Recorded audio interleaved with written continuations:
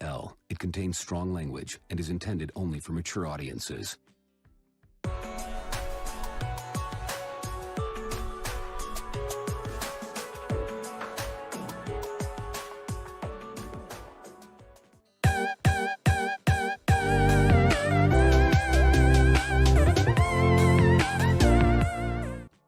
The following program is rated TV MAL. It contains strong language and is intended only for mature audiences.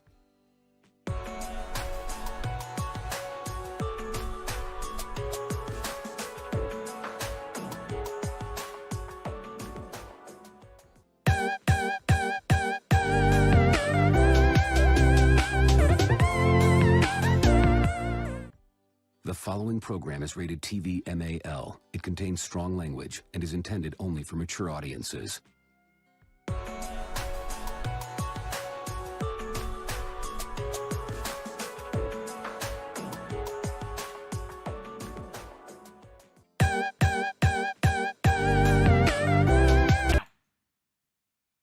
Hello, this is Puddle Jumper, and I'm here with Clay. Where can we find you at? YouTube.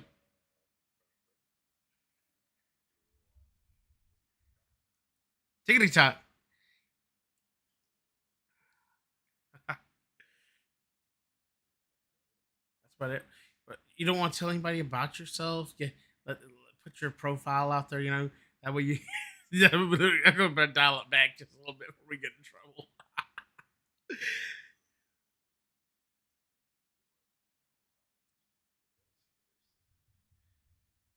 Are you trying to insinuate that something might happen to them? Would government agents come to their house? Would the SGC come to see them?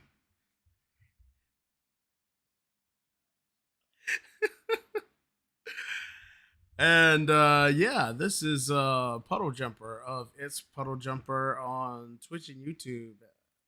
I do a little tickety talk, but it's more just kind of, you know, boosting stuff for the channel, kind of previews and stuff.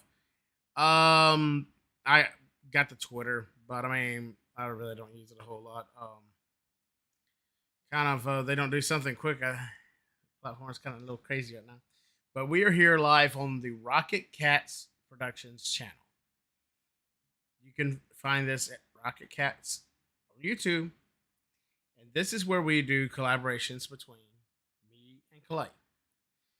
We figure, you know, we get in, do a few things that we really like to do together on this channel.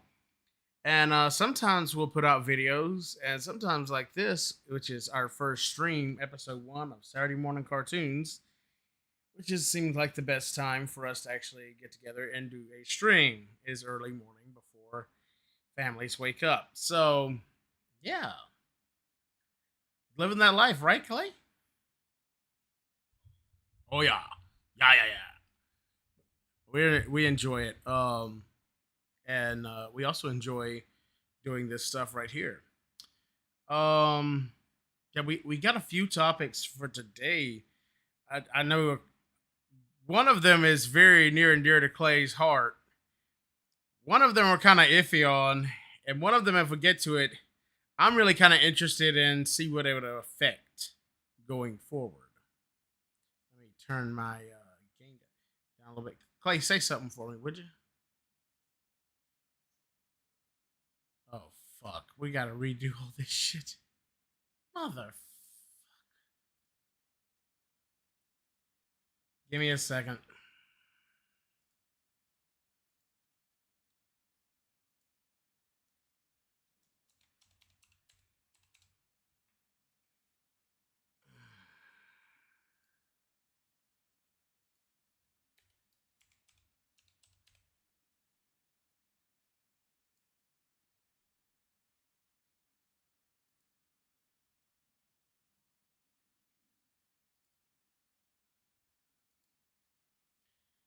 Clay, if you would, give me another something. Another something. Oh, shit. Okay. So, Clay, go ahead and reintroduce yourself because Yeah, that one audio capture decides it doesn't want to work. I'm Burning Clay. You can find me on YouTube at Burning Clay and on TikTok at Burning_Clay. This is the I like Digimon and One Piece and sports. Burning Clay. Hello. Nice to meet you all. Don't worry, he's only a robot online. Wait, maybe he's a bot all the time. I didn't think about this. So yeah, Easy. that's the growing pains of doing new shit and bumping your head along the way. It happens. There's a lot worse things that could have gone on. Oh yeah. For sure. Yeah. You know what? Can I throw a? I almost kind of want to throw a quick one-liner before we get going in there. I got a pleasant surprise last night, Clay. What was that? Me and the wife and the boy watched Are Chippendale. expecting again. I wish. Not quite there yet. We we watched that Chippendale last night. Not the Chippendale that the ladies like, but the one with the squirrels. Chipmunks. Yeah, chipmunks. Yeah, I was surprised. My wife's like, I really want to see it. I'm like, okay. And I actually watched it. And I'm like, this could have been anything but Chippendale, and it would have been good because it was like a fucking modern day Roger Rabbit. It was so I just wanted to do that quick little shout out. Yeah, I've seen previews for that, and I don't even know what to expect. Like, I saw the previews and I was like, oh fuck no. Tell me one thing. Yes. Because this was actually a short conversation my wife and I had last night when we saw the previews. Mm-hmm. Peter Pan. Is he actually Peter Pan? Or is it some sort of imposter? It is. This shouldn't spoil it. He is the grown-up actor who played Peter Pan. It's all about the characters and their actual behind the scene as if they were real actors. You know what I'm saying? Like, think Roger Rabbit, how the cartoons would actually star in the shows and then they had their life outside of it. It's just like that, but with fucking Chippendale shit. There's even a few Transformers references and shit in there, including Sound Blaster showing up in the audience in one scene. Okay. And unfortunately, it has Ugly Sonic in there way too damn much. Okay, because that was my bet. She was wondering why Peter Pan looked so weird and angry, and I said I don't think he's actually going to be Peter Pan. I think it's going to be some sort of like imposter syndrome type stuff. But I guess I was mistaken, so I can take that information back to her now. Yeah, it's like, just think of it like Roger Rabbit, as if the characters are also their actors to the side, and that's basically the story. It's got a lot of geek Comic-Con references and shit like that going on. It's makes it kind of entertaining for that factor. But yeah, I just wanted to throw out any kind of just discussions we have beforehand before we really get into the meat and potatoes of this stream. Anything that you're like, man, I gotta get this off my chest, Clay? No, I think I'm good. You think you're good? You're just excited to talk about Digimon. You're always excited to talk about Digimon. And you know what? So am I. And you know what else? Yeah. You know what else I'm excited for? What's that? I'll be willing to be able to buy some cards next Friday. Let's look to get into this BT8 shit. BT8, yes. BT8. Yeah, I've got it up here on the screen. Clay, can you see my screen right now? Because Sir, I cannot. You cannot see my screen. But that's okay because I actually have the cards on my screen as well. So Okay, well, I'm going to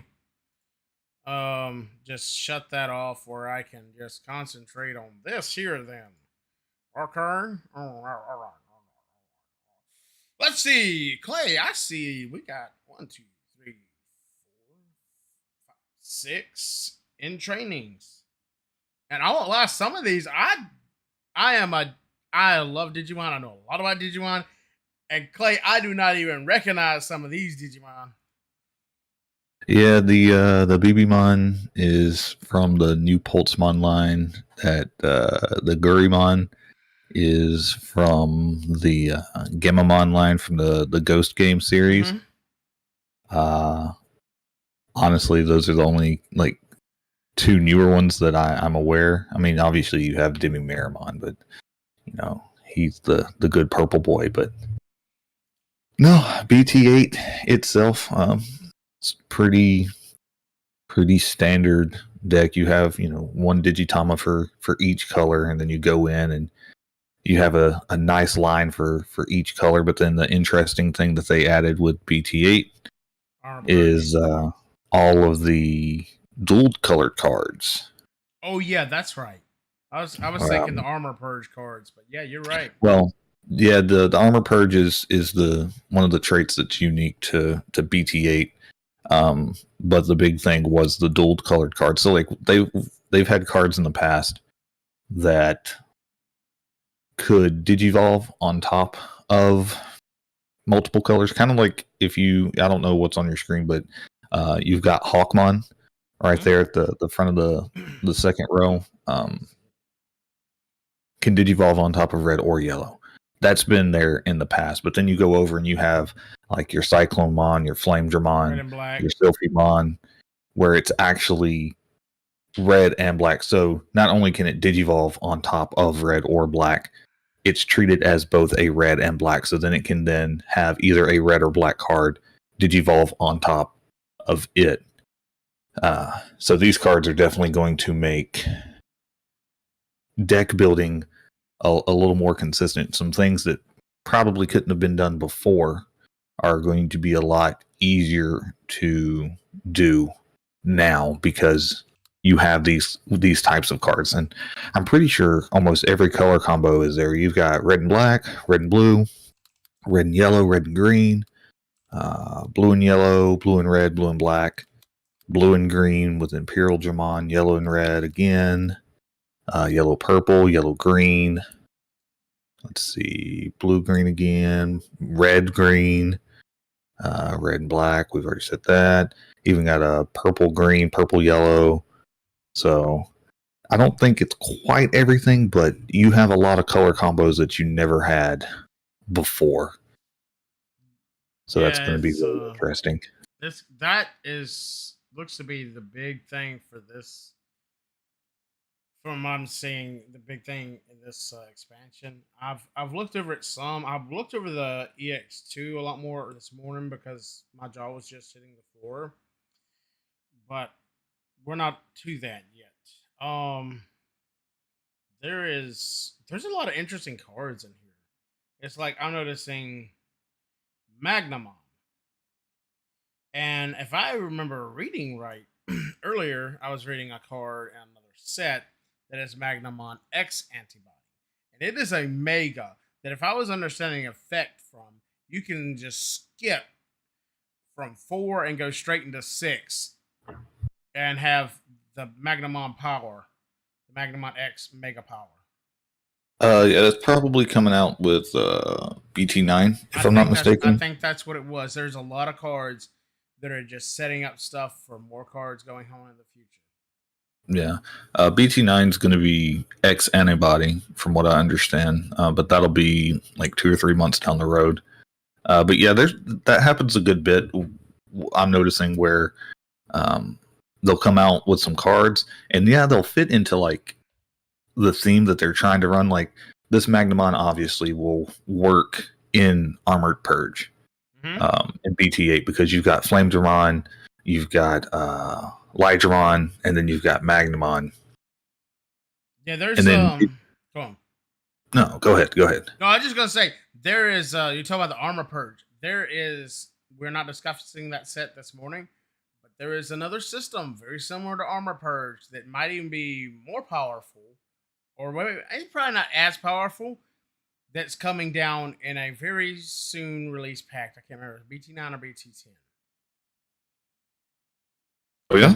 It's the X antibody trait. Oh yeah, they'll be out in BT9. X antibody is looking to be pretty insane. From what I've heard that BT9 changes the way the game's played a good bit. Like, it just turned the game on its head.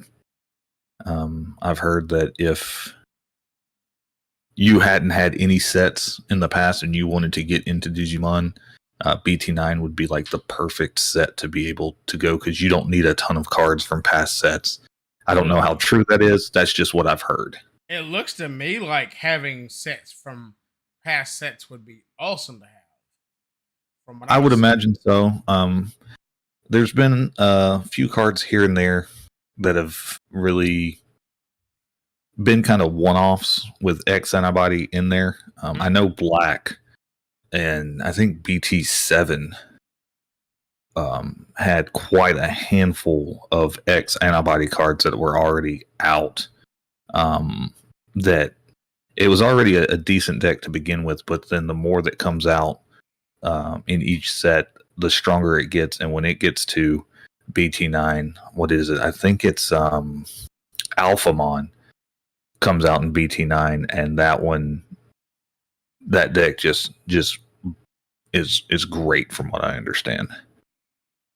I'm gonna have to check this Alphamon deck out. I know there's one deck I'm really looking forward to building in BT8 from combining past cards and those cards. It's gonna be like a Myotismon deck. I'm really looking forward to Yeah, Myotismon looks like it could be a pretty fun deck as long as you have enough Myotismon to pull it off. That's the thing.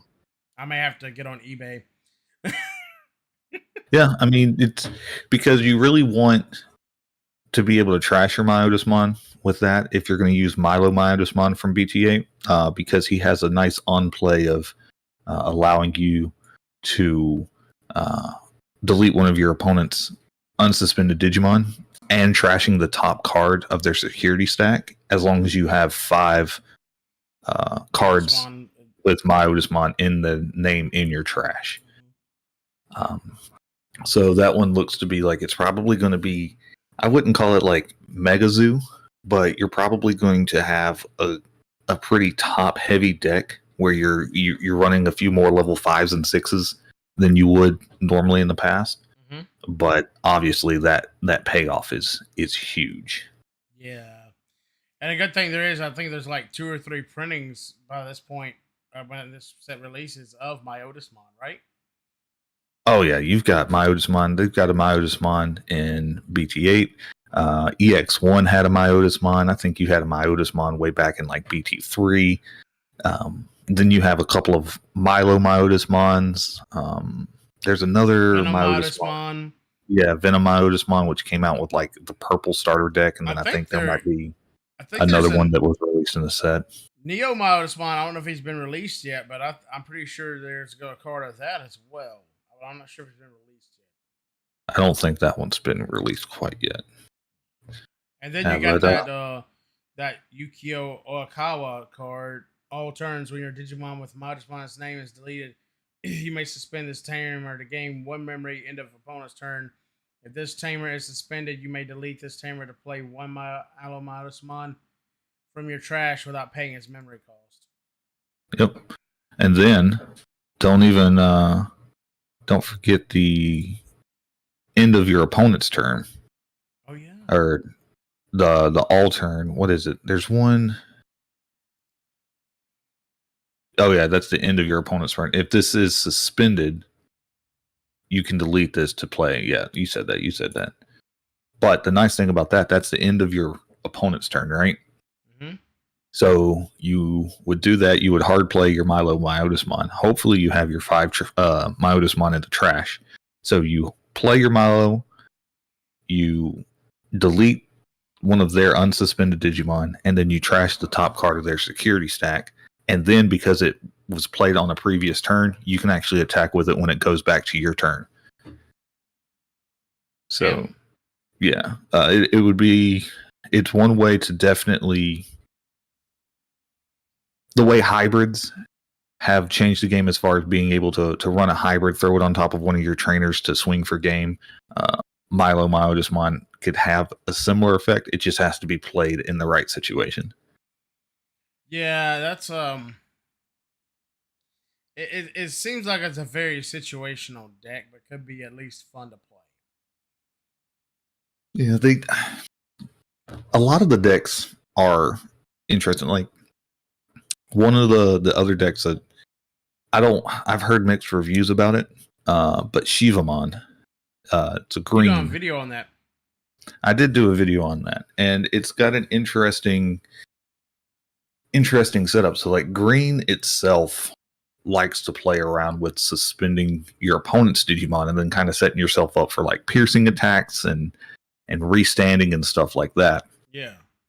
Shivamon actually does that with your own cards. So it wants you to have all of your cards suspended in order to make bigger and stronger, more powerful plays.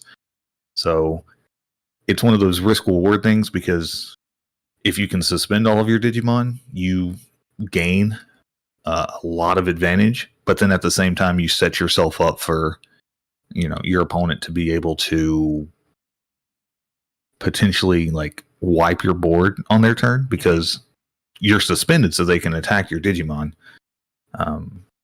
So it'll be an interesting play style, but it's definitely a deck that I am interested in trying to play once BT8 does come out. The while we're still on BT8, there's been a system that I'm seeing a possibility of at BT8. I was wanting to get your opinion on it. It seems like you could just build a straight armor Digimon deck, especially after the BT9 adds the rest of the armors. Just basically build an armor Digimon deck, and then just be alternating attacking security, let your opponent wipe out, and you just take that armor off, and you still got a level 1 Digimon there. You know what I'm saying? Level 3. Yeah, that's what the main one that really is set up to succeed in this format. I mean, as much as it can. It's none of the Armored Purge decks are going to be like top tier. Really? Yeah, the Veedramon stands the best chance because it has the most support. Veemon? Because what did I say, Veedramon? Yeah, you said Veedramon. Yeah, I won't lie. Give me some Veedramon sets. I'm more a fan of Veedramon than the Imperial Dramon line. Yeah. So he gets Flame Dramon, he gets Light Dramon, he gets Magnamon. Armadillomon to a certain extent will work okay. I've tried to make like the Hotmon one work, but it just doesn't. Most of the time people are more interested in Sylphimon, from what I understand, when it comes to that line. I don't know if it has enough consistency to run all three together. But it would definitely be an interesting. I mean, that would basically be, you had Rookie Rush in the past. That would literally just be like an Armor Rush, a Champion Rush. Yeah, that's what I was thinking. Armor Rush kind of thing. Did you just coin a term? I don't think that. I don't think I was the first one to come up with Armor Rush. I think that one was out a little while. Okay. You're gonna look at you mentioned Imperial Dramon, and that's something that people will be on the lookout for too, because at the same time as BT8 being released, you have the starter decks for Imperial Dramon and Mastamon that are coming out Friday as well. Yeah, so Imperial Dramon looks to be one of the better decks in the BT8 format, along with the purple, yellow, like Mastermind line. And then I there's like Mastermind. also, there was one more that has been getting some major love from what I understand. And I'm trying to remember who it was. I'm scrolling through the cards now to see if anything jogs my memory, but it's not. Because I want to say it actually came out in BT 7, maybe. Mhm. Maybe that's why. Mm-hmm. Uh, I haven't got to keep up with the cards like I want to. I want to get some cards, but you're my card expert. but yeah, no, another deck that I'm looking forward to out of this one is Black War Greymon. I don't know if it's going to be necessarily a real competitive deck. Like I said, I think Mastamon and Imperial Dramon are probably going to dominate the BT8 meta, and then you'll probably have a few holdovers from like Blue Hybrid and stuff like that. Blue just won't die. Blue won't die. Yeah, Blue's been dominating probably since before EX1 came out. Well, when you had the back in BT6 with the Gabu Bond going into Bond of Friendship, and then they just got more support in EX1 and they continued to dominate, and then Blue Hybrid just dominated BT7. So hopefully we're getting something new and fresh as far as, you know, I mean, it's still blue because it's Imperial Dramon, but it's not just straight blue. You ready for a little break from Blue?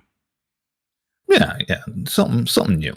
I want to get off topic for just a second. I had an epiphany that would be really cool for this stream when we keep doing it. Remove the logos for yours and mine, leave the Rocky Cat, and then me create 2 Discord boxes that just focus in on, now that I know how to do it, that just focus in on one for your section in Discord and one for mine. That way people can see who's talking when, and they'll still have our logos up there. Raj. I'm sorry, I had to get off topic. It's just, you know, the technical side of it just kind of got me like, that would be really cool. I'm sorry. My mind goes into squirrel. Yeah, that could have waited till That could have waited, but it was just too much fun. you could have just waited till afterwards and been like, "Hey, I thought of this during the stream. What do you think?" I know, I didn't want to lose my place though. Don't judge me. You can judge me. Any more thoughts on BT8 before we get into BT9, which I seen some stuff that I'm like, the fuck you say? Well, I'm not really too worried about BT9 at the moment, just because that one's probably not coming out till like No. July. Not BT9. EX2. I'm sorry, EX2. Raj. Yeah, I'm sorry. I said the wrong name. Can you ever forgive me, Clay? Can you forgive me? No. Dang it.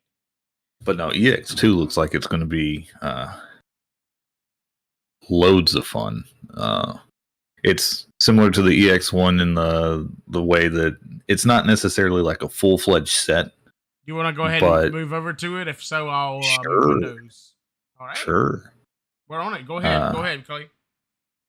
So, yeah, it's like, again, it's not like a full-fledged release. Most of the BT, like BT 1, 2, 3, have over 100 cards. This is like just, like 70 cards, 74 cards, something like that. Mm-hmm. But it's smaller. Yeah, it's like basically a booster set. So it's just going to have a kind of like EX1 where it was support for previous and then kind of upcoming. It's the same way here. So you're not going to be able to build just a deck based out of EX1 cards alone, but if you use, or EX2 cards, but if you use EX2 cards and then pair them up with previously released cards, you'll be able to make some pretty interesting decks. That was what I was thinking. It wasn't that you could just build one out of EX2. It was like some of the effects and play styles that they're adding in EX2 It looks pretty shaking up of the meta to me. Yeah, I think the two big boys that they're trying to set up um, with EX2 is probably going to be uh, Gallantmon and Beelzemon. I think so. There's also a few side stories, shall we say, that I will do when I mention on top of that. Go on ahead. So, no, well, I mean, it's just the main reason I say that is because the two secret cards, like the secret rare cards, are literally Beelzemon Blast Mode and Gallantmon Crimson Mode. Now there was something that I did want to ask you while we're on Beelzemon that I was reading through the list earlier, and I noticed that the Tamer card, I can't remember. It's the two kids from that season, from season 3 that were Entmon's partners. Their card can like give 3,000 DP boost to Beelzemon. My question is that just Beelzemon or is that Beelzemon Blast Mode 2? Because if it's Beelzemon Blast Mode 2, you're talking about like I think like 18,000 DP. Possibly. Okay, so I'm looking at the card now and I don't see anything about a DP boost. Yes, give me a second. I see. Start of your turn. If you have 2 memory or less, set your memory to 3. So it's a memory setter. No, maybe it's the Entmon card. Give me a second. There was one card. Yes, it was this here. The Digivolve effect, your turn. While this Digimon has Beelzemon in its name, it gets 3,000 DP. I'm sorry, it was the Entmon card. Okay, so then the key is how it's phrased. So how it has Digimon that has Beelzemon in its name. So as long as it is a Beelzemon of some sort, it will get the 3,000 DP. So whether that's just straight Beelzemon or if it's blast mode, as long as it has Beelzemon in its name somewhere, it's good. It's just like the Milo Myotismon effect, where if you have 5 cards with Myotismon in its name, so it could be any of the Myotismons, as long as it has Myotismon in the name, it would have triggered that effect. Same thing here. So you're telling me that I need to build me a Beelzemon deck, is what I'm hearing.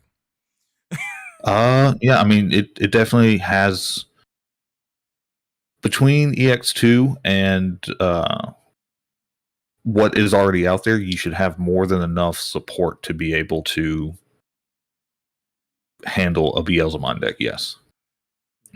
I had that feeling when I read that. I was like, oh shit, you're talking about more DP than I think Omnimon can put out if you play your cards right. Potentially. Red is pretty good at giving DP boost, so it's still a possibility, especially when you start getting into some of the like Omnimon X antibody cards and stuff like that, to where he could potentially match it. But being able to get up to 18k with just one particular card underneath is pretty good. Pretty good. Yeah. Do you want to talk about anything else before we get those side stories that I'm really interested in? Well, you've got one of the more interesting decks that's going to come out. I mean, yeah, you've got Beelzemon, you've got Gallantmon. You're also probably going to see a lot of Sakuyamon and Mega Gargumon decks, because it does have some support for that. But the D Reaper deck is probably one of the more. I don't know of any other deck that works like it. So you don't necessarily have like levels. That's what I was noticing. You just have the strength. So you're going to have to hard play everything. And then you have your Mother D Reaper, which is basically your Digitama at 15k, but then it doesn't matter because it can't attack, and then it can't be affected by your opponent's effects. And the whole thing is you're supposed to, kind of like Eosmon, how you can have like however many of the level 4 Eosmon you want in your deck, you have this ADR2 Searcher that you can have up to 50 copies of. And the whole thing is you're supposed to try to get as many of these Searchers underneath your Mother D Reaper. And then once you have so many of those, you pull out some of your big cards. Like you have the Gatekeeper, which allows you to basically shut down your opponents and give them -1 security.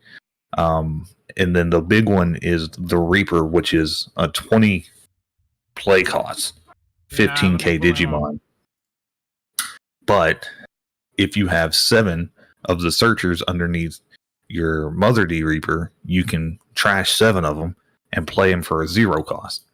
And then you've got your 15k body on the board for free. And then depending on how many D Reaper or Searchers you have, you can unsuspend him by just sacrificing 2 of the Searchers.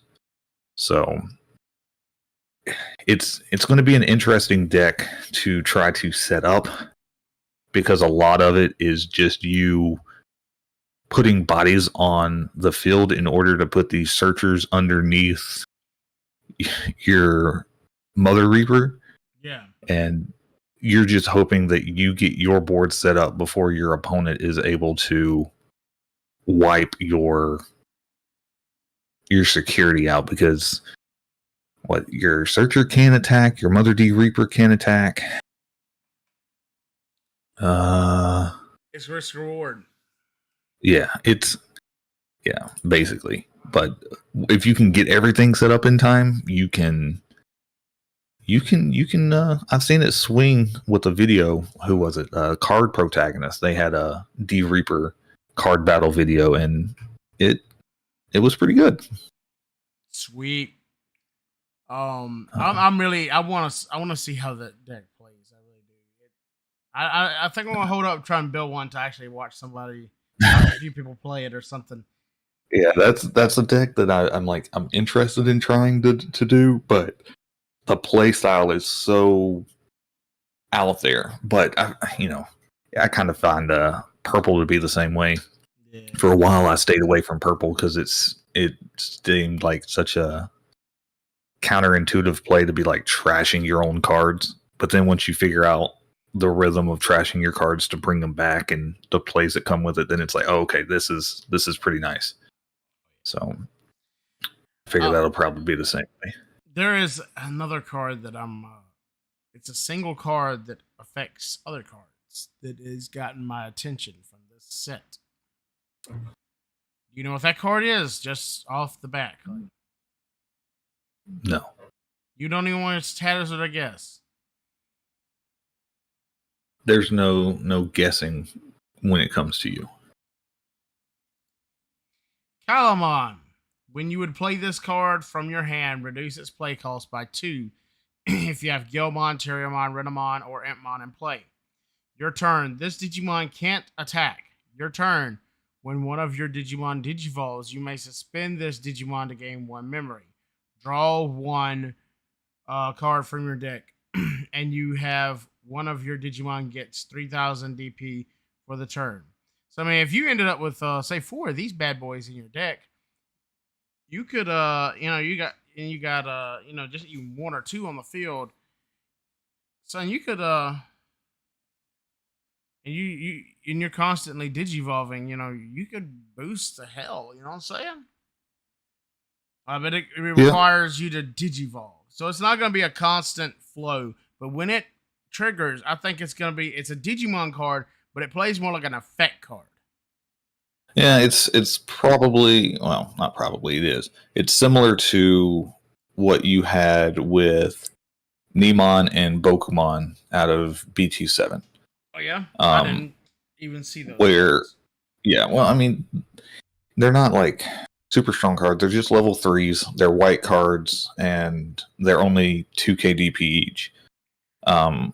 But they had a similar effect. Like, Bokumon was big with the hybrids because he would basically, on play, you could search for your hybrids.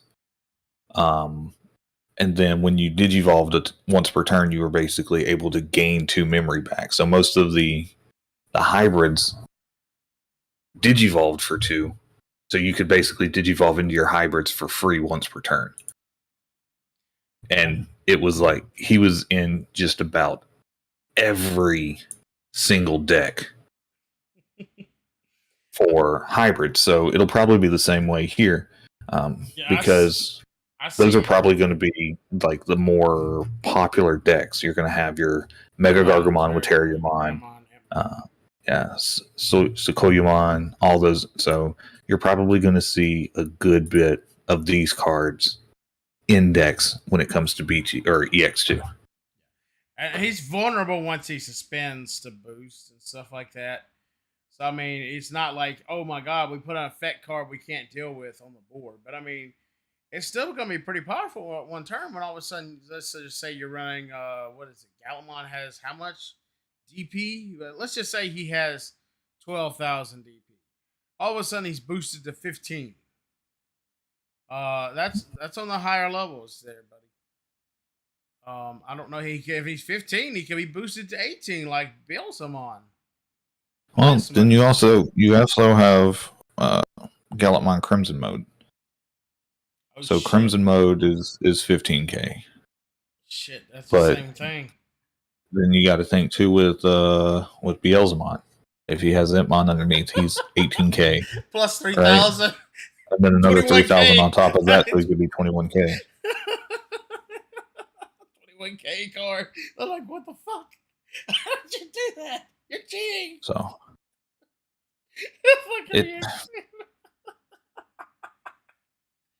I'm sorry. Yeah, no, I mean that's just how it goes. I mean it's pretty crazy. And then you're not even thinking about. I muted myself. Moving my mic around. Do not mute yourself. Check out. Are you on the screen where you see all the cards? Yeah, I was looking at Calamon. What you got? Go look at Yaman, the purple Digitama. Purple Digitama. Yeah, I got him. When that's are another 10 or more cards in your trash. 23k.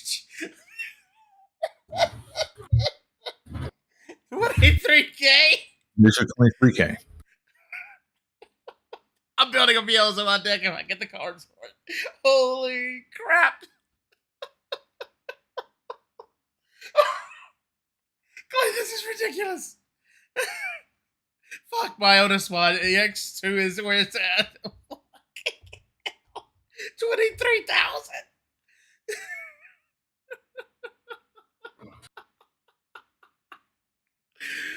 I'm sorry. I shouldn't laugh this hard, but Clay, this is kind of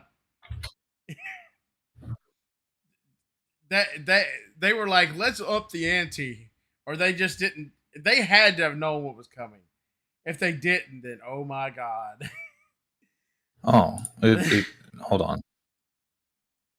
Now, scroll down to the bottom, and let's take a look at where was it? Where was it? Hitmon? Was it in this one? The attack plugins add security attack +1. If you have high speed plugin D, then you can give them jamming. High speed plugin D. Which one is that? That's an option card at the very bottom. So you could go win. I am not seeing it. I'm seeing B and I'm seeing A. Attack plugin A, and then attack plugin Delta. Blue card. Blue card. Okay. Can you play a blue card with the purple deck? Oh well, if you check out the effects, when you have a tamer in play, you may use this card ignoring its color requirements.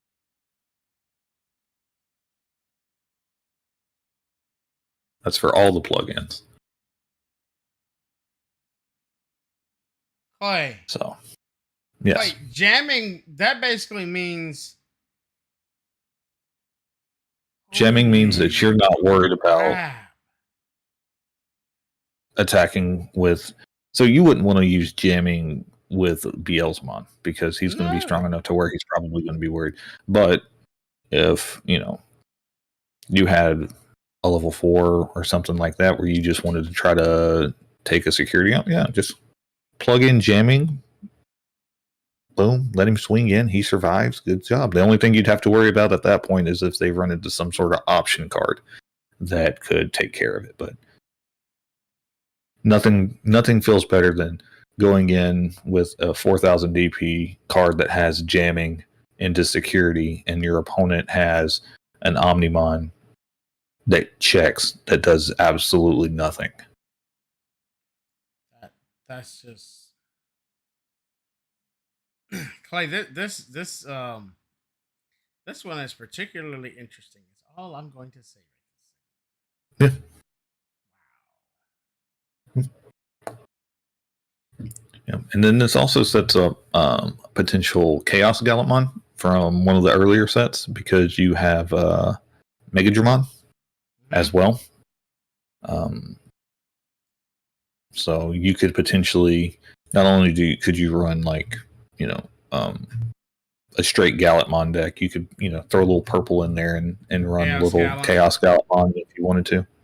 Yeah, because he's treated as Chaos Gallantmon, and he can delete when Digivolving. He can delete Digimon with 10,000 DP or less.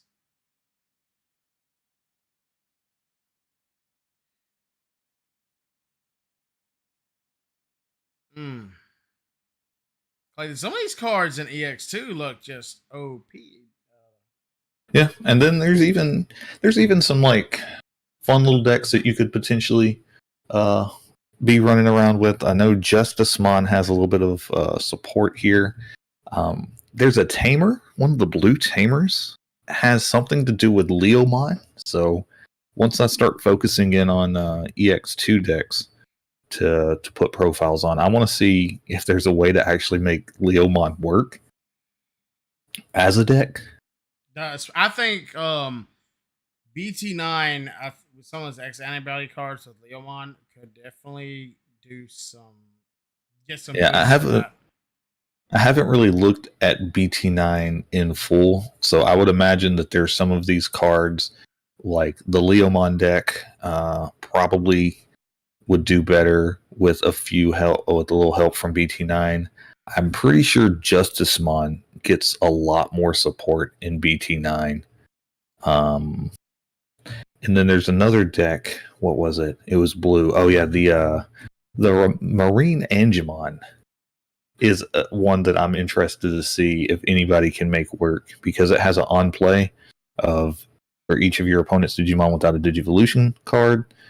You get recovery +1, so you get to add more to your security stack, up to 6 cards.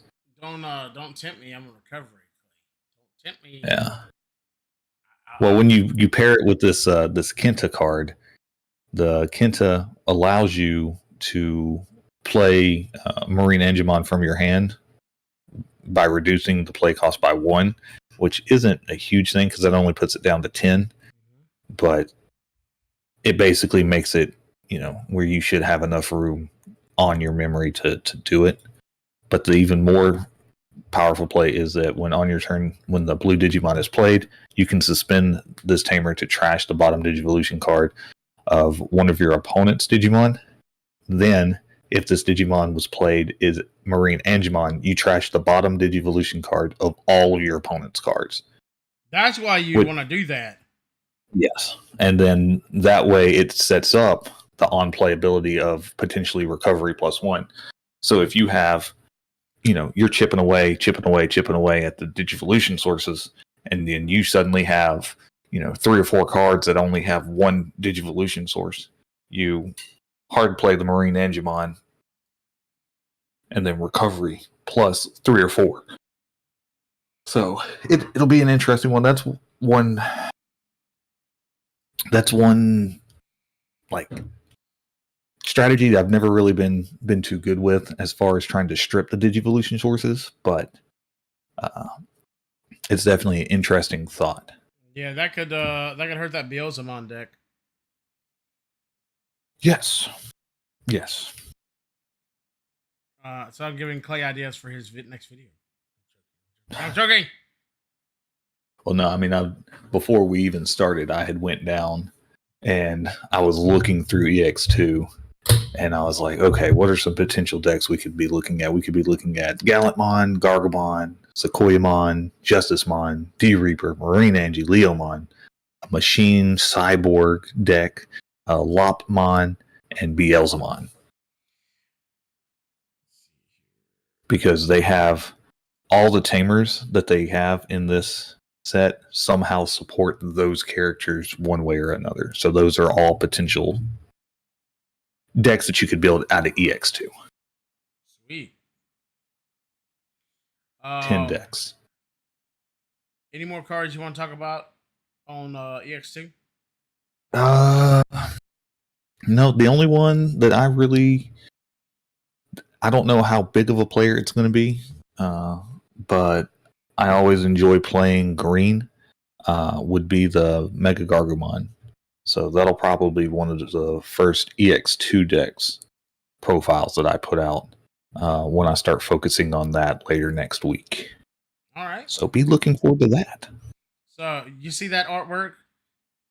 Clay's going to draw that by hand. Oh, God. Clay's not going to draw that by hand. No. I'll draw a stick figure. That's about it. Oh, come on. Your Trinamon was pretty good. Oh, thanks.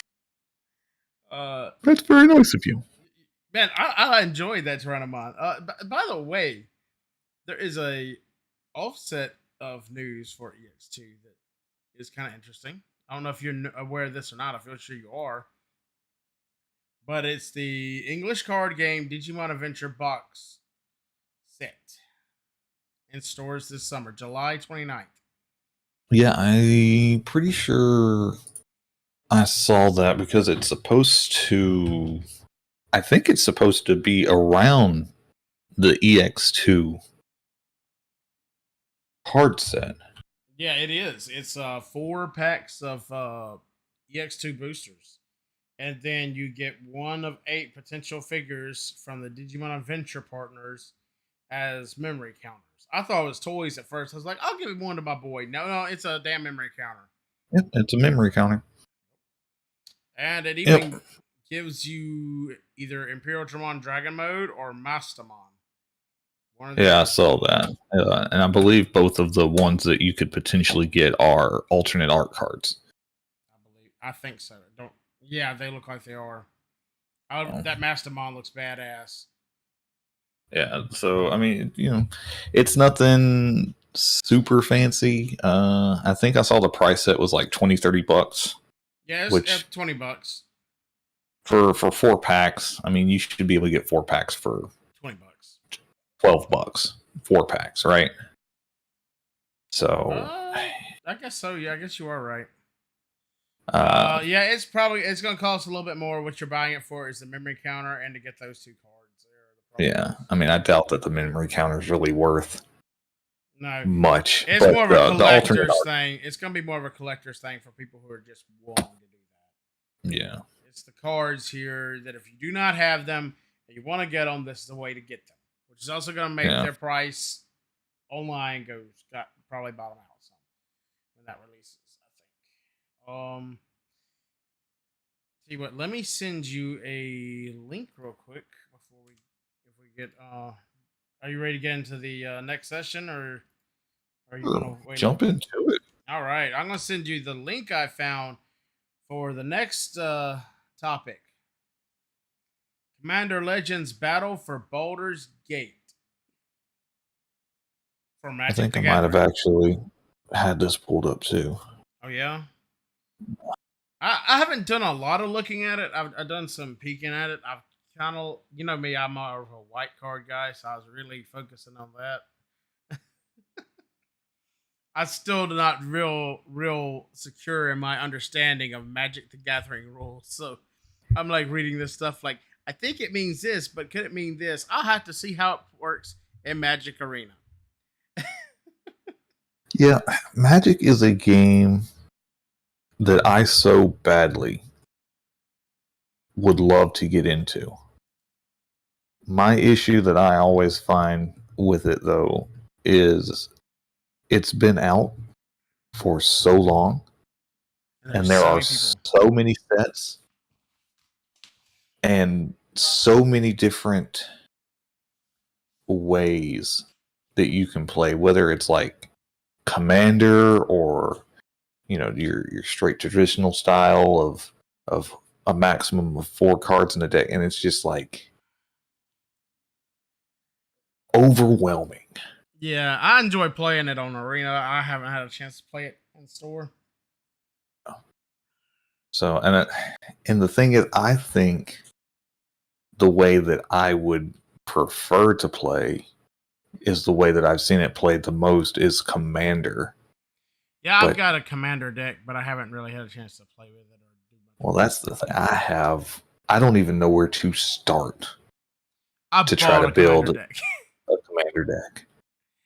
Like, Your local TCG store.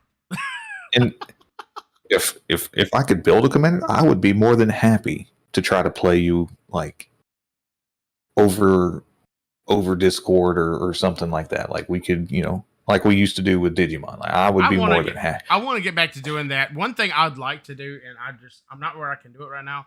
One thing I'd like to do is get me like an L-shaped desk and have it set up. That would make it a lot easier for me to do the Digimon card stuff. Because like otherwise, I have to go get out one of those folding tables we do for events and stuff around here. Not like we do a lot of events, but occasionally we get out those folding tables and we play Dungeons and Dragons, for example. And I set one of those up and I'll play you Digimon. That's one of the big, I think, downsides for me for doing Digimon is my desk is so small that I have to do that. It sucks. I'm sorry, I got off topic, didn't I? Oh, it's okay. I was distracted by the 33 text messages I had waiting on my phone. What? We're volunteering for this air show today, and they're changing the way that you have to get on base based on if you're there to just watch, if you're there to work, if you're there to volunteer. And today is my day to volunteer this afternoon. And so no moving today. No, this weekend is no moving. Just all about being out in the 90-degree heat, selling meatball and Italian sausage subs to hungry patrons who want to come and support the United States Air Force and watch the Blue Angels and Thunderbirds. Oh God, we're in trouble. We spent so much money that we're having to do air shows to fund the Army. The Air Force.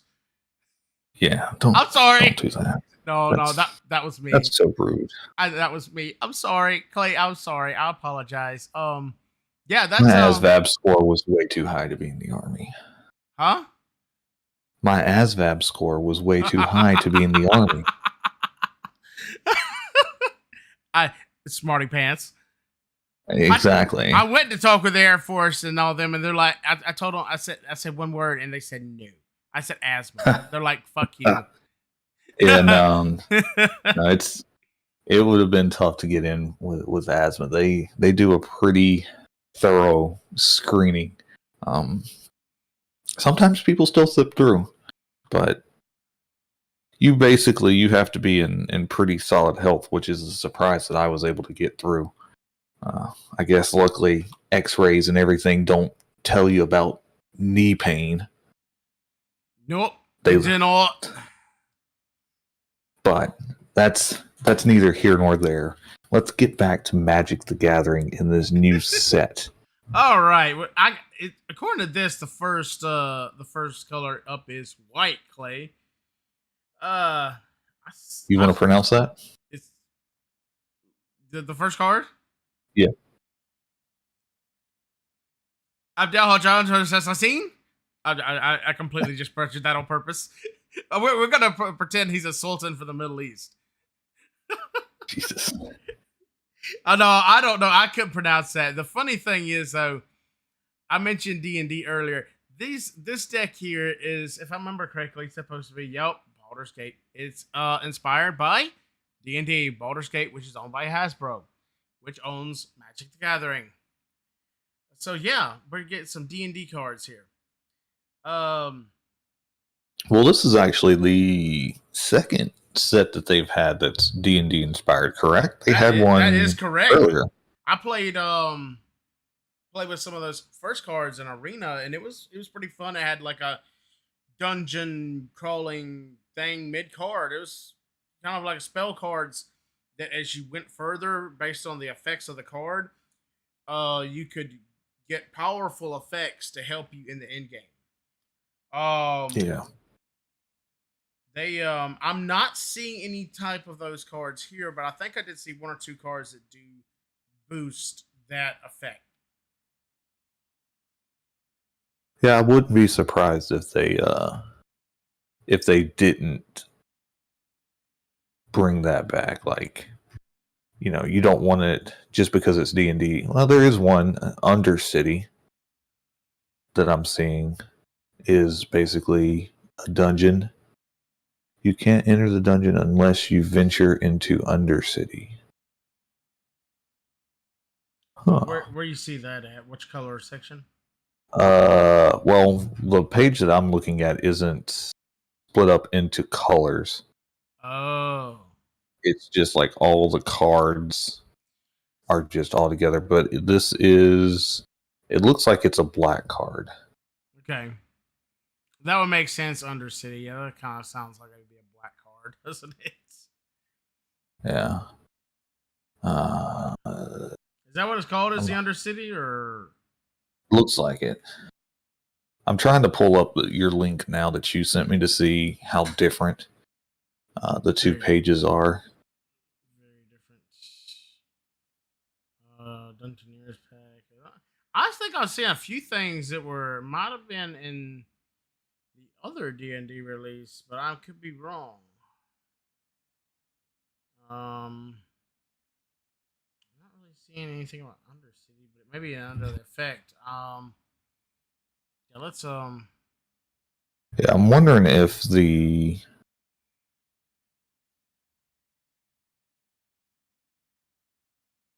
card is even if the one that I was looking at would be actually part of the set. Interesting. Yeah, I think I might have just been looking at a different set altogether.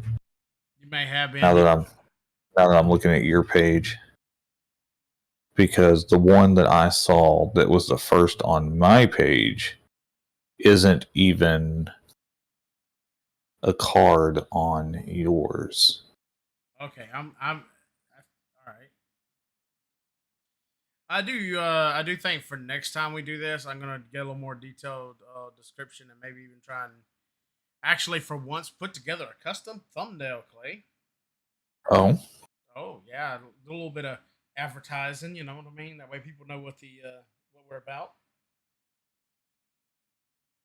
Get a little GIMP out and see what we can do. Or we may just GIMP. GIMP, the program GIMP, not any kind of foul mouth stuff that you might be thinking, Clay. This is a clean program here. Except for every time I cuss and drop an F-bomb or some shit. Well, that's sad. I was getting excited all of a sudden. Why were you sad? Why did you get excited, my friend? You started talking about GIMPs.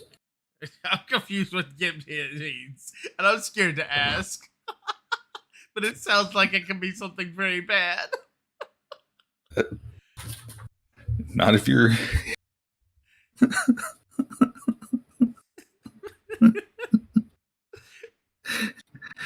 Only if you're the GIMP. Oh god, I've got to look this up now. Oh god, I'm not even. I'm too scared to even. I'm going in incognito mode. I'm scared to know what this means.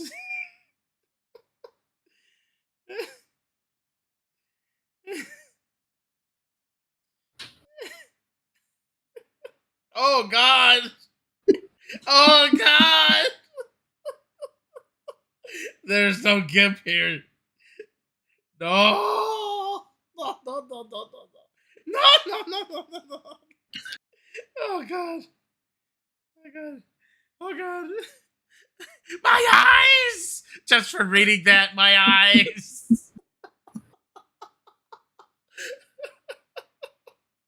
I think we may have to do more streams like this. Oh my god. I think Saturday morning cartoons needs to definitely become a series. So are you? So you're gonna have your gimp come out to help you with No, your no, no, thunder? no, no, no, no, no, no, no. No, no, no, no, no, no, no, no, no.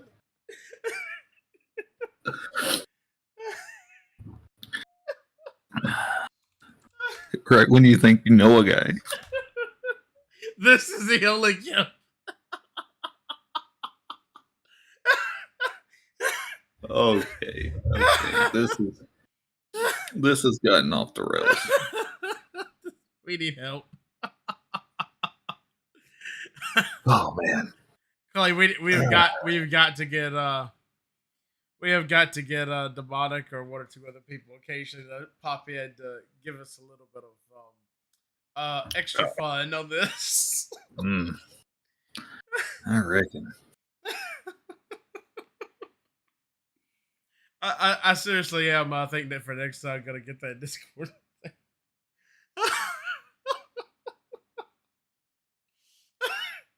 What were we talking about? I think we were talking about Magic the Gathering and somehow got on the sexual fetishes. You brought up your gimp, so This is the only gimp. okay, yeah, he can be the only gimp. You can have the one gimp. Goodness gracious. I'm talking about the GNU image manipulation program.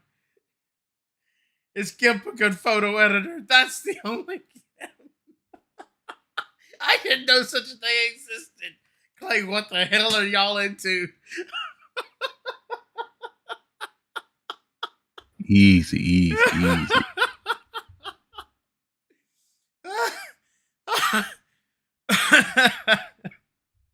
Please don't have an asthma attack.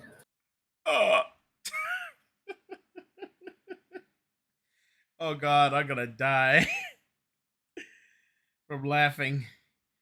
I need one of them Stream Deck things. Oh those Elgato things, so I can hit that button and bring up that Judge Doom from Roger Rabbit and goes, "One of these days you're gonna laugh yourself to death."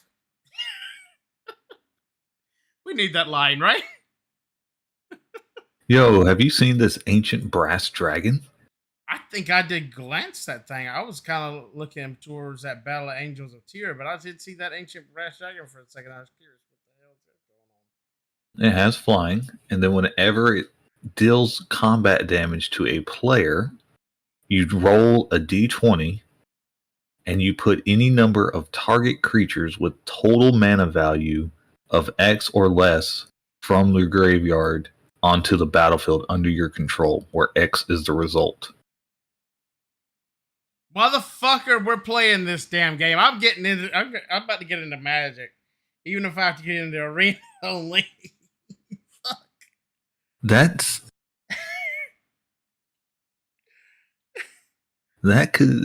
kind of insane. Like, because I know that you're not gonna have 20 mana requirement on any of these cards. No. But I'm just sitting here thinking, if you have, if you roll an 8, an 8 is pretty much most, right? Yes. The average is going to be, from my experience rolling D20s, it depends on if it's virtual or in real life, because it seems like in real life you get a little bit higher for some reason. But on average, you would say, okay, you would expect to get something from like 8 to like 12 on average roll. You know what I'm saying? So I mean, so now I'm just doing a quick scroll through these cards. 5, 5, 2, 4, 4, 3, 3, 3, 4, 2, 3, 3, 3, 4, 3, 3, 2. Clay, this card's gonna get banned. You could I mean, probably. that's crazy. This was probably one of those cards you could probably only have one of them. If you had more than one of these in your deck, oh, dear, well, it's Commander, so yeah, of course, it's only one. Dude, what the fuck? I mean, it's a late game card because it's a 7 mana to play it to begin with. But I mean, still, But by that point, you'll have plenty of targets in your trash too. You would think. yeah, I'll put it like this: the worst part of it isn't its effect. As much, the rolling, the summoning thing, that's bad. But think about it like this: this isn't just for, like on play.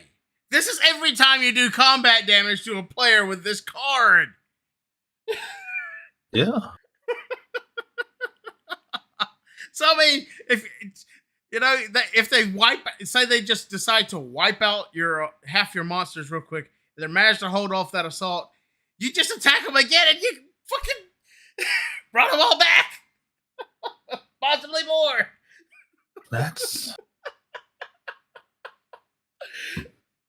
pretty crazy. I'm thinking about building a white black deck now. Oh my god, could you imagine? So the decks, like, how I love my my life leech and life healing and all that shit decks. Could you imagine if you combine that with that? Motherfuck. Because you have the effect of being able to.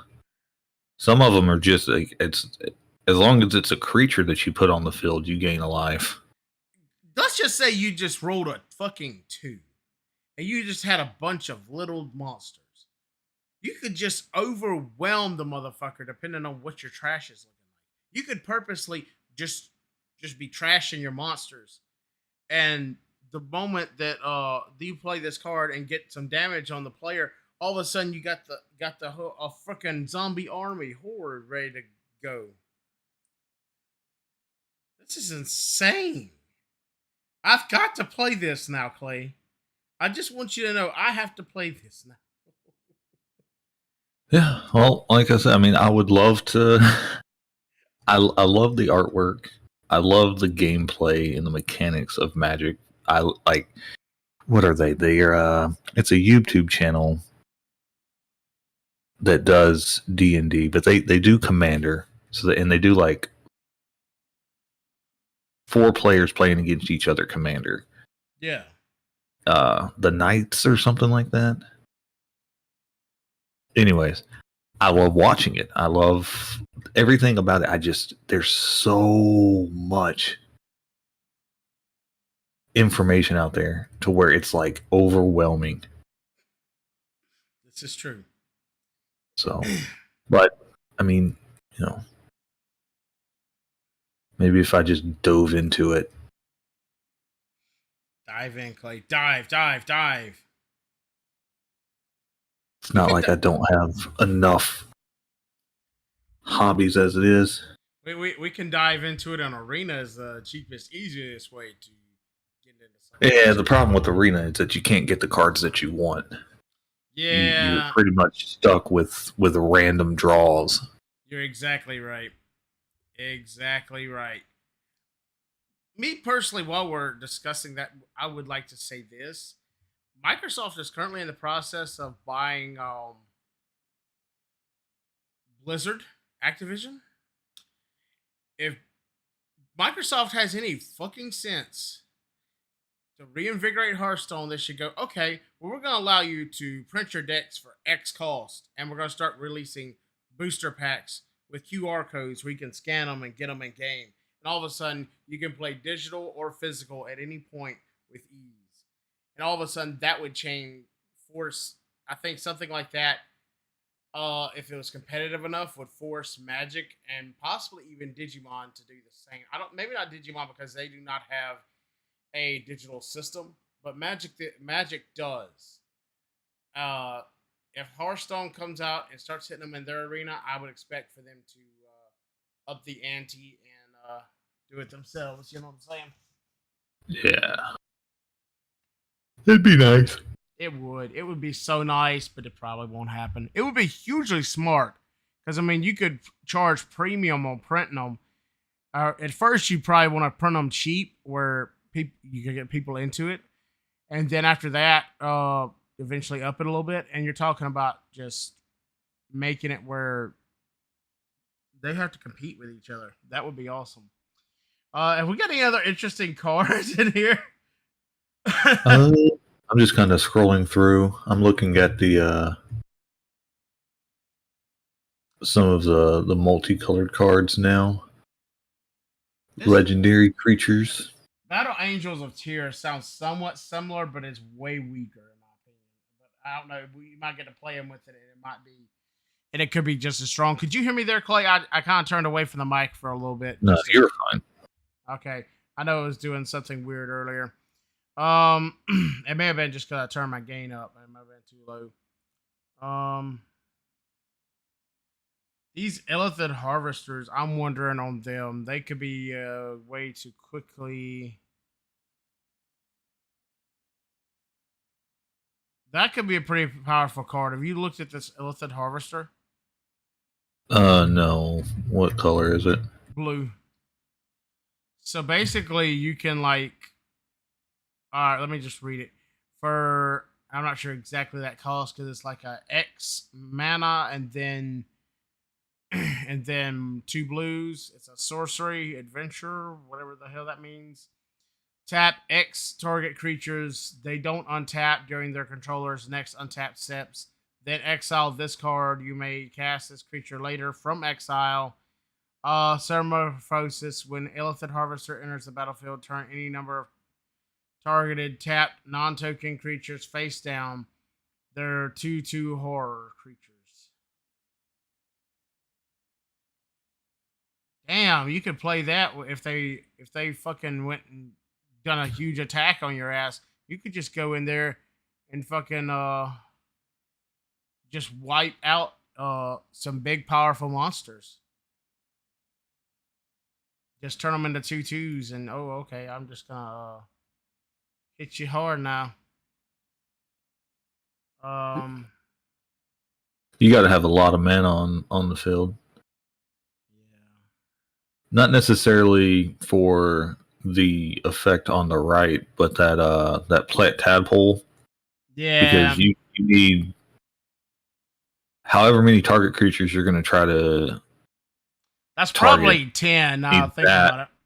Well, no, because what it is it's tap X. So say your opponent had 5, X is 5. So then you need 5 mana of any color plus 2 blue mana to be able to pull that move off. I got you.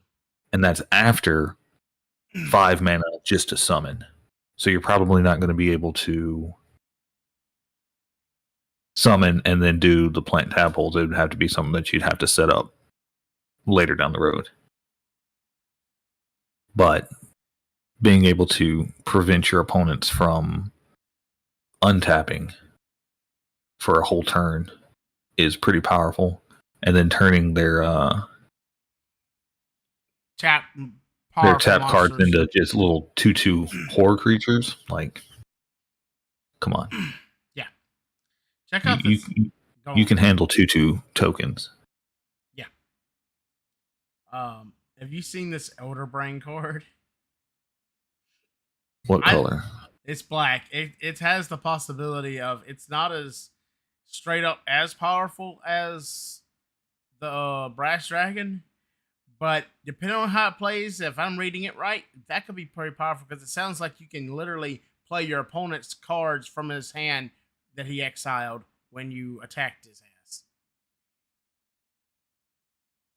It's like whenever Elder Brain attacks a player, exile all cards from that player's hand, then draw that many cards. You may play lands and cast spells from among the exiled cards for as long as they remain exiled.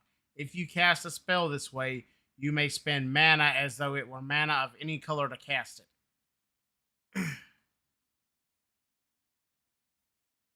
Dude, that is fucking You talk about just fuck somebody up every turn. It's like, okay, I hit you. I wipe out your cards. I hit you again. I take your cards. And then you're playing their cards. Did you put that with the fucking brass dragon? You Yeah, that's pretty interesting. And then to be able to take their lands and their spells on top of it. if they can pull them out of exile, they can get them back, but that's the only way. That's pretty crazy. Now the one card that I was looking at was down in the multicolored. It's like all the legendary creatures. What was it? It was this Corlessa Scale Singer. Nothing like super strong, but it's just one of those cards that you look like you could build a theme deck out of. It allows you to look at the top card of your library at any time, and then you can cast dragon spells from the top card of your library. So basically, it allows you to just like, depending on how I see it, you could just continuously look like, okay, what's the next card in my deck? Oh, it's a spell card. Oh, I could play this. And then it just kind of sets you up for being able to probably, a few surprise attacks here and there, I would imagine, on your opponents. Most definitely. No, but there was also a one of the land cards. The first one, Baldur's Gate, a legendary land, where if you tap it, you can add like a colorless mana. But if you tap 2 other mana and tap this one, you can add X mana of any one color, where X is the number of other gates you control.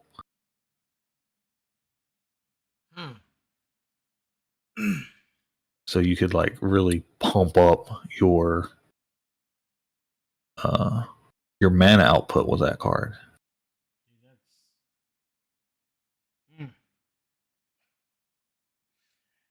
You're not joking. You can. Wow. This expansion looks pretty. It looks like a fun little expansion. Yeah. Trying to look at see if there's any other cool shit. It looks like Black's got a lot of cool stuff in this one, and I'm not usually a Black player.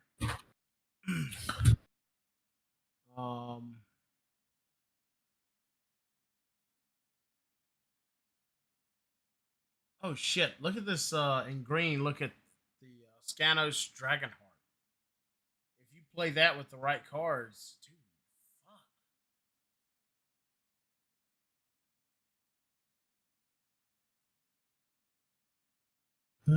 Attacks it gets plus XX until the end of the turn, where X is the greatest power among other dragons you control and dragon cards in your graveyard.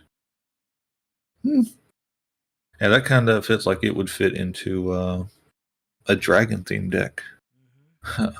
Dungeons and Dragons, dragon theme. Yep. A little on the nose there, huh, Magic? And look at the Taras card on the other side of that column, or not column, but row. Yeah, I was just looking at that.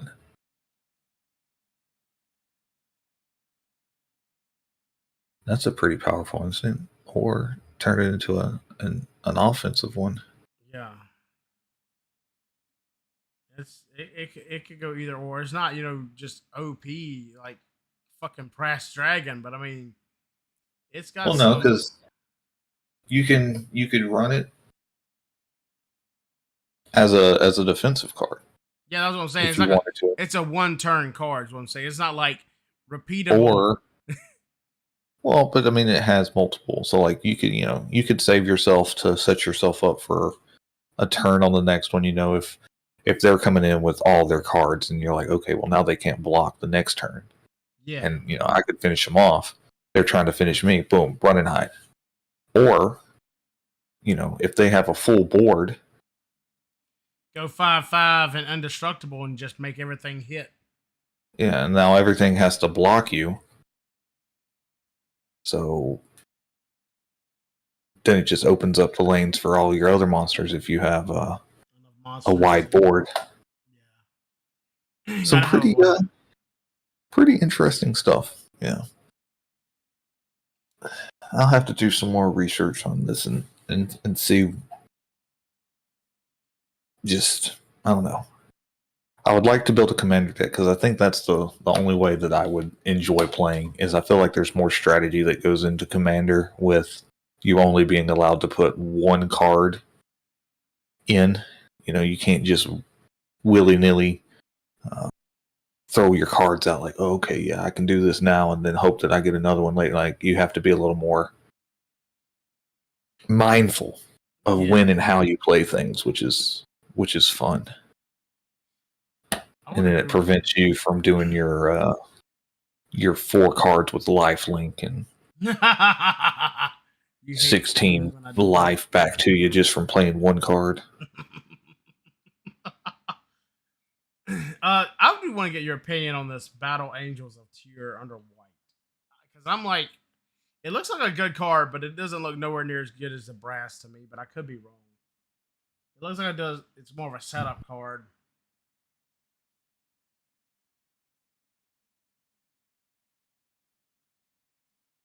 That player has more cards in hand than each other player. Then you create a treasure token. That player controls more lands than each other player.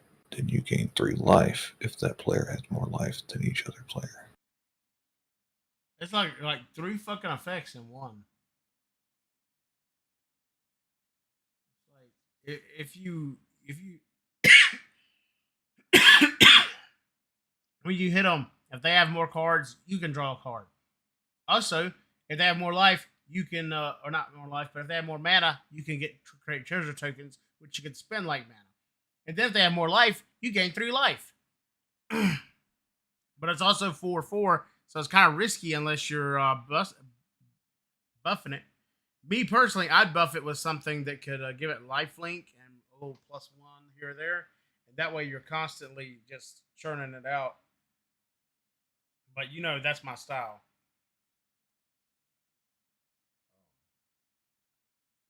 That Windwalk under Bane's Evoker looks like it could be pretty powerful, but it's got a high mana cost. It's like up to 2 target creatures get +2/+2 and gain flying until end of turn.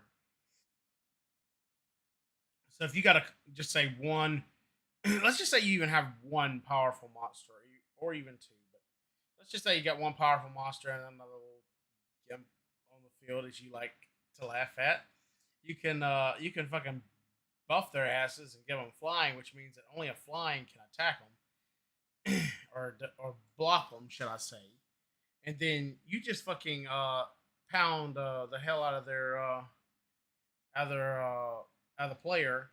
And if you got lifelink on there, you're talking about mostly, dude. Which I know I'm thinking about lifelink because white does a lot of lifelink cards. I'm not seeing a lot of lifelink here though. That's okay. I can add it too. It's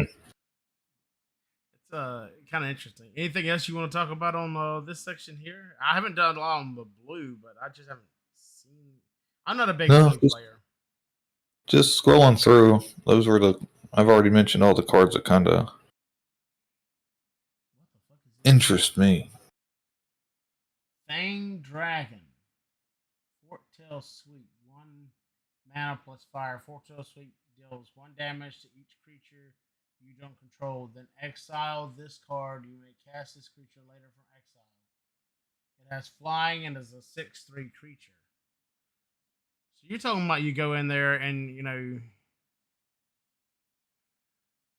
have to set it. It takes 2 turns to pull it off, but you could set up a big play with other characters. This is not huge, but it could be useful. But I don't know. It's not huge, but like that dragon. That dragon is fucking OP as hell. How the hell they get that through? Oh, it's the fact that it's a 7 mana cost to It may be summon. I mean, Makes it like it's a late game play. That's what it is. I mean, because you got to hope that you have enough mana in hand. So we're talking at least 7 turns in, mhm. at least, assuming that draw a mana on every turn at the beginning, which isn't going to happen. So No, no, no. It's yeah, but I mean, if when you get if you get that on the field, you're talking about, you know, I don't know. It just reminds me of the Bills Amon Blast Mode combo you can pull off. well, no, I It's mean but that's the whole but point. The whole easier. point is if you get it on the board, it sets you up very well for your end game for being okay. Like this is my win condition. I've got the mana I need. Now if I draw this card, my trash is filled up. Like I'm ready to rock and roll. Let's do this. Oh yeah, it's more OP to me than the Bills Amon combo we were talking about earlier. That's just and easier really to pull off because I mean, you by that point you should have plenty of monsters in your trash, especially I have to consider I think Black's obsessed with trash and monsters like purple, I think. And then like fucking you know 7 mana cost is what you're talking about putting out with the Beelzemon combo. You have to get this card, this card, this card, this card to do that combo. You know what I'm saying? Well, you got to think too. It says that you have to deal player damage, right? So if I block you and I Exactly. just sacrifice a low monster, you don't deal damage, Exactly. and your effect doesn't go off. And that is So I the mean, only thing that protects there's ways to blocks. prevent it. So Yeah, that's what I'm saying. One of the main ways to do it is what I guess I'm getting at. I would just think, I don't know, even the fact that it's every turn that you hit an opponent is what gets me. It's just like, what the fuck? Then you got the Elder Brain. Now, the Elder Brain is like, oh shit, it does the same thing, only it just like limps. It does turn the enemy player into a gimp, Clay. oh, see, you're obsessed with gimps. No, you brought it up, and now I'm Here we making an go. insult. Here we go. That's Clay's. That's Clay's Legion, the gimp force. What else we got on this one, Clay? As far as magic, I am I am tapped out. Are you tapped? You're completely tapped. Okay, then it's my turn now. I got a little different story here. We've been covering cards all morning. Let's see a little something in the news from. I saw it yes when I woke up for Friday, Thursday at midnight to go to work for Friday. I saw this story right here. Power Ranger star Austin St. John, among others, arrested in East Texas paycheck program related fraud scandal. From everything I've seen on this one, he could be guilty. He could be innocent. It sounds like it could be one of those things where he is involved with a investment group, and then that happens. People get involved in investment groups, and one or two people do dirty shit. They hit everybody and get people to squeal and all that kind of shit. I'm not gonna. Is he guilty or innocent? That's not my thing. I don't know the evidence, Clay. I have no idea. That's for a judge and jury to decide, or him to work out with the prosecutor, or whatever the hell is going on. But there's some stories I've been hearing coming up for next year's Power Rangers and going forward that this actually affects, because the rumors have been going pretty heavy, especially from this Illuminati, which usually tends to get pretty accurate. That next season for the 30th anniversary, they were going to be bringing back most, if not all, of the original Power Rangers cast, and they weren't sure if it was going to be one-off episodes or constant recurrence. But depending on how that would play out, it could really affect Hasbro's plan for, because they were like going to end cap the series, is the way I was understanding it. Where basically like this is actually going to be the end of the Power Ranger series up till now, and then we start our own completely new thing. You know what I'm saying? It's different. I've heard a lot of things, a lot more. Sounds like they're talking about getting a lot more adult and not in the internet fashion, but in the maybe TV 14 or TV PG style. You know what I'm saying? Of getting a little bit more stories that are less childish, and then still have a children's show as well, and kind of have their own multiverse kind of thing.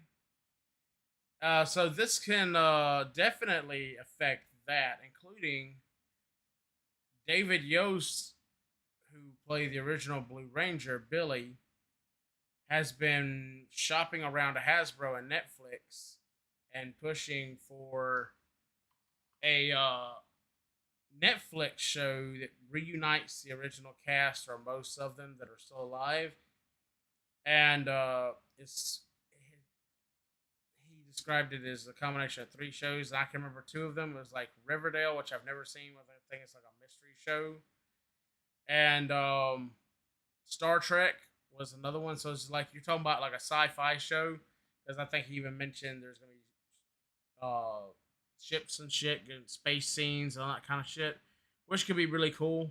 And which I think, be honest, the outside of the OG and the season where Tommy come back, Dino Thunder, which I thought was pretty good. It felt more like the original, just more updated. The best seasons outside of Mighty Morphin were the seasons that had more space theme, more space opera feels. You know what I'm saying? I know you said you didn't watch anything after, I think, the second season. Is that right? I don't even know how much of that I watched. I just remember when I was a kid, I remember watching Mighty Morphin Power Rangers, and I remember watching the movie Okay. in theaters, but that's pretty much it. Okay, then I'm gonna say this. I think you should watch In Space at least at some point. It's a decent season. I'll put it like this: they were gonna cancel the series. That was gonna be the last season, and oh, that was gonna be the last season, and they decided to not make that the last season because it was so successful. It was basically returned to form. Uh, in fact, the season after they went and added, increased their cost and stuff to make it a space season when it wasn't, just because it done so well. After that, they went away, but I think if they had kept more with, well, their problem is they reinvent themselves, but it also allows them to keep going for such a long time because they do reinvent themselves. So it's a double-edged sword. But Hasbro is apparently planning to not reinvent themselves going forward and create their own stuff. The way I'm understanding it, they're probably going to create their own suits, own everything going forward, and it's going to be their own shows. It sounds like they're trying to basically have a science fiction show series. And to be honest with you, I need to catch up on the Orville. I've seen a couple of episodes of that. It was pretty good. I hear it gets really good in the second season, and that season 3 is supposed to be coming sometime later this year. But other than that, and Stargate possibly coming back, depending on how good that is, I have high hopes and also great fears for that after seeing things that have happened with like Stargate. Star Trek, for example. The stuff I've seen on the Star Trek, what I've watched of it, is it just doesn't feel very good to me. You know what I'm saying? I think I mean, that's another show that I haven't seen a ton. Most of my Star Trek experience is watching, I think it's Next Generation, whatever it was with Jean-Luc Picard. Yeah. And watching that with my dad. See, I never watched much Next Generation or any of the others. I watched the movies about the original cast, and I enjoyed those pretty good. And a lot of Star Trek people do not like it, but I actually really enjoy Enterprise. but I've noticed that Star Trek is like after Enterprise, damn near every single series or movie is like doing a shitty ripoff of Enterprise's overarching story. It's like, come on, dude. If you can't get it right, quick. For one thing, it doesn't have to be the same damn story basis every damn time. Damn. I'm sorry. Did I get off on that? That just kind of it just wasn't right. But it would be good to have a new sci-fi series and one that has like I kind of like a good martial arts movie along. So I mean, if you could have martial arts in there with some yeah, if you could have some martial arts in there with oh damn with some sci-fi, you could talk about pretty good series. It sort of remind me a little bit, if done right, I would say make it a little bit like Andromeda with what was his name, Kevin Sorbo. I think it had a lot of action, not necessarily martial arts, but they actually have fighting and stuff in there because they were in the dude woke up in a dystopian world basically, so he kind of had to fight to keep his ship and try and rebuild what was lost. I never watched a whole lot of it, but what I've seen, just because I did just haven't just sat down and just watched it, and I keep wanting to restart it. But something like that, even if it's just even an 8 episode series, which I think is what they're talking about. I'm seeing like in the comics what they're doing is really good most of the time. Some of them I'm not as big on, like the Power Rangers universe right now comics. They're they're okay. They're expanding stuff, but it's more of I like the concept, but the writer I don't think they're quite as good as I would say the guy who's been doing the last two guys who've done the main runs. But also at the same time, they're also mini series, so they're having to do it more concise and a little less, a little less drawn out than the others. So I mean, it may be a limitation of that form factor. I'm kind of curious to see what this Death Ranger is. It was announced, I think it was yesterday. I know it was this week. They just confirmed that there's going to be 6 Omega Rangers, or there were 6 Omega Rangers. When they let me go and explain that. And I wish that they would tie this in some way, the Omega Ranger stuff with if they do get Jason and them back, but it might be hard. Basically, the Omega Ranger storyline was when Jason, Trini, and Zack left, they actually went into space and got new powers that were more ninja based, and they were trying to do things to protect the universe, kind of thing. But it was just like 4 of them, and one of them was bad and turned against them, and then they had to get another fourth one of it after a while. So I mean, it's just like you know what I'm saying? I'm probably dragging out, probably getting into boring stuff that if I actually was to break down more in detail instead of trying to do a week overview, would be a lot more interesting.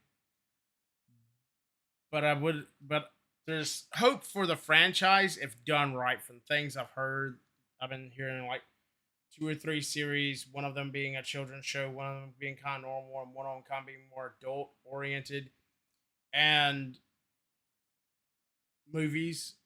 In fact, I think the Hasbro leader before this was about to put the movies on Netflix, and then the new CEO that just took over is like, nah, I want them to go into the theaters.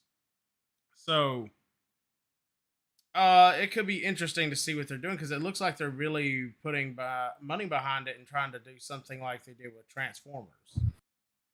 So I mean, if done right, I think it could be pretty good. Like Transformers, the first one's pretty good, the second one's and just kind of the quality kept going down. Bumblebee to me really changed it. Bumblebee had a feel of like those classic sci-fi movies from back in the day, just like one shots where this alien comes to Earth and he's being hunted and he meets a human, and it's kind of one of those stories, but it was done well and respectable, I thought. Um, but I guess what I'm saying is they have a plan, and I'm hoping that this doesn't derail that plan. But yeah, we'll see what happens with that story. I imagine this will not be resolved tomorrow. It's probably going to be a little bit on hearing what happens with this story. We haven't even got an official announcement on what they're going to do for season 3.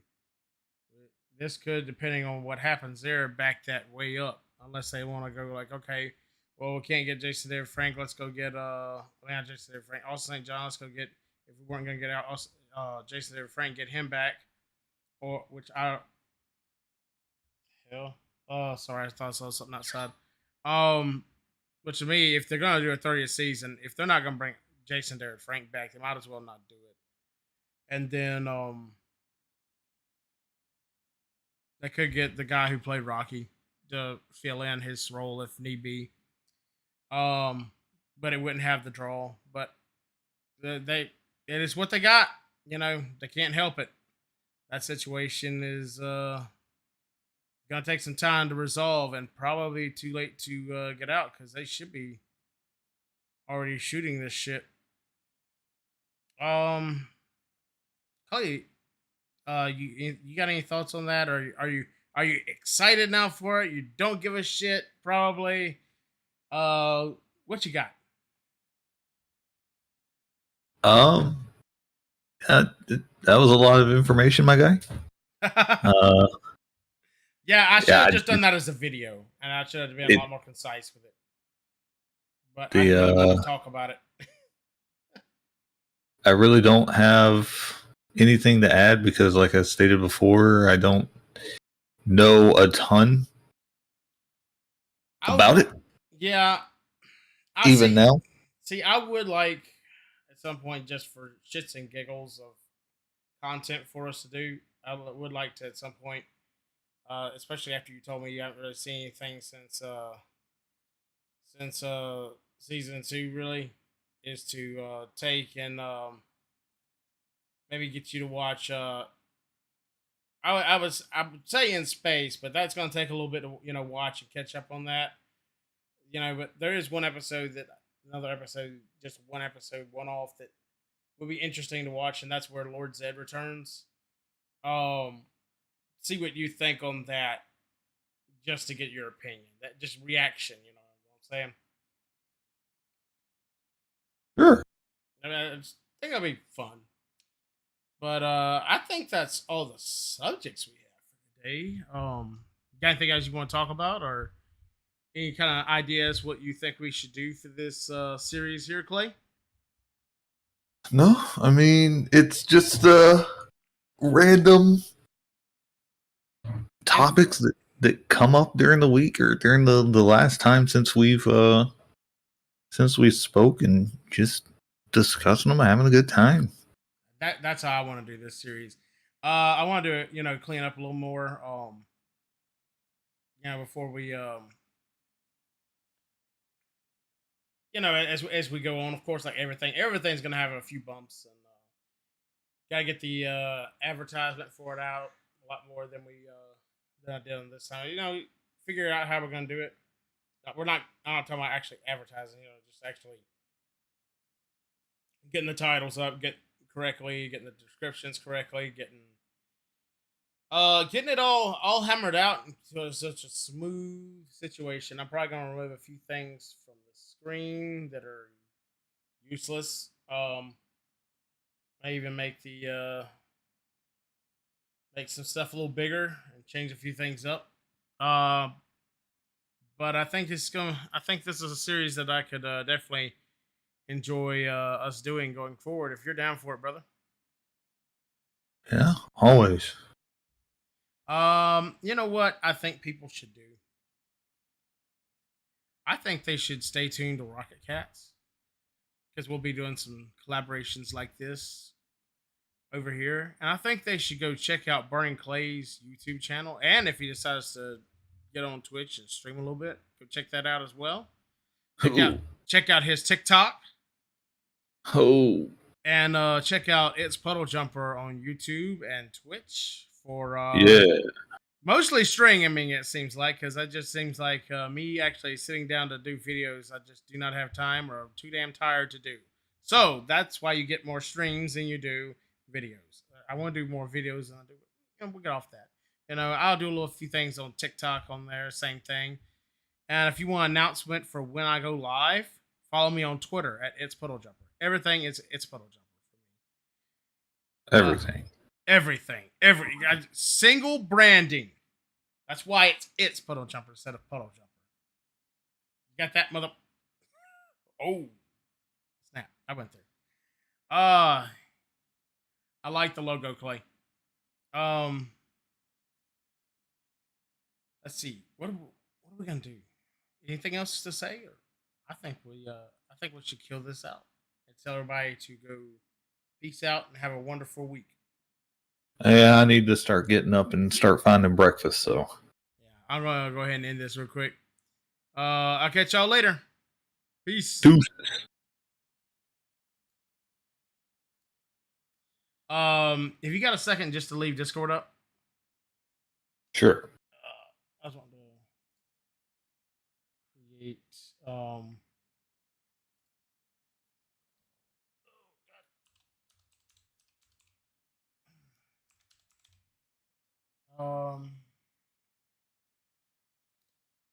was wanting to do this here, see how it looks.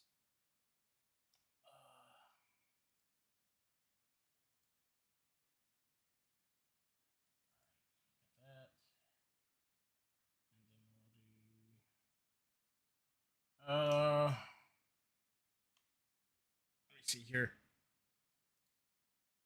No, it's right here. I gotta do it.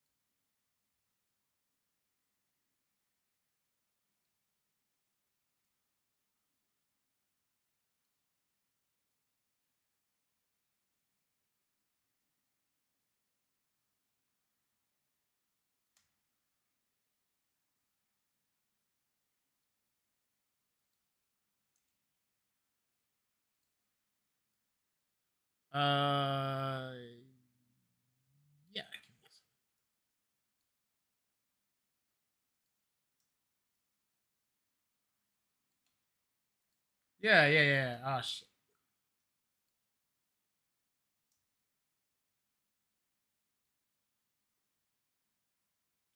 Testing.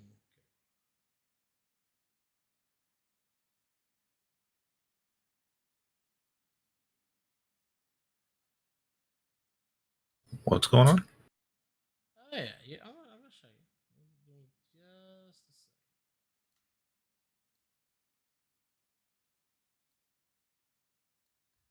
All right. Let me share my screen real quick, and I'll show you. Yeah, I want to go away from that. Pop out. Damn it!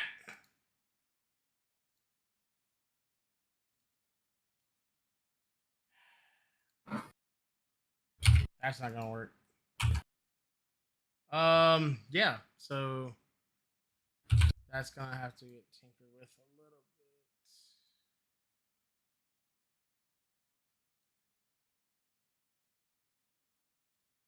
Testing. All right, cool. So, yeah, let me do that real quick and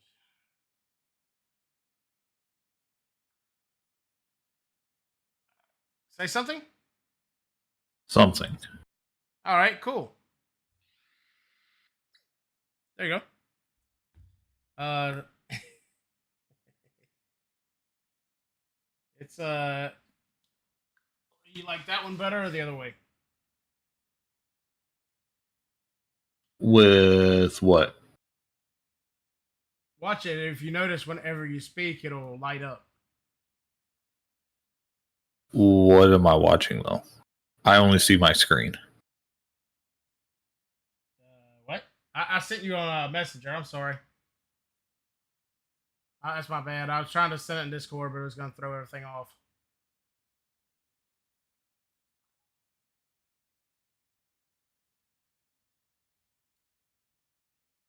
Oh, so it's just like the normal call screen where it sends the little green around it when you talk. Yep. I mean, you like that better or the other way? Out of curiosity. Oh, that's good. Pretty one for me as well. Yeah.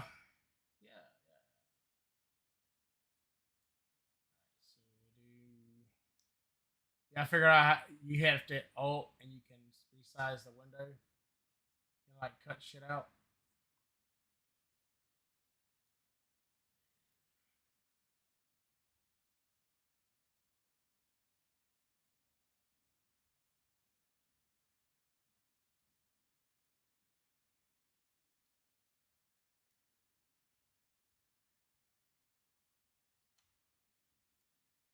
Now resize it and that and drag this in here. Yeah, it doesn't look quite as nice, but people can see when we're talking and all that shit. And resize yours to be a similar size to mine. It's not quite exactly it, but I mean, I kind of like it a little better just because people can see who's talking. You know what I'm saying? Oh yeah. Just because of that, I kind of like it better. I mean, if we're gonna have the logos like that, I mean, it's better to me just to like have where people know who's discussing what. There's a few things I think I might want to tweak a little bit here and there on this page, but overall, what do you think? And what would you want me to change on this page for doing streams like this?